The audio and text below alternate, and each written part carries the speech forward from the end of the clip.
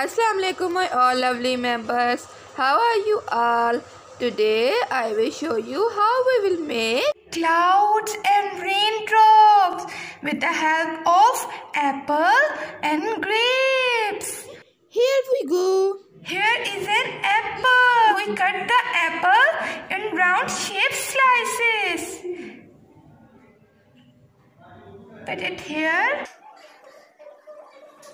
Like this, we are making the clouds, our umbrella, and now we are going to make raindrops by cut the grapes in half.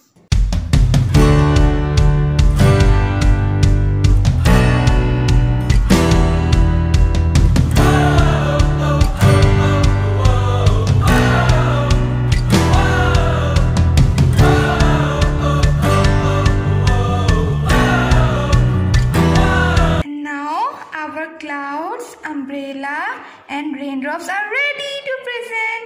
Okay my lovely members, I hope you like today's video. If you like it, then please subscribe my channel and like my videos and share it with your friends and family. Allah Hafiz.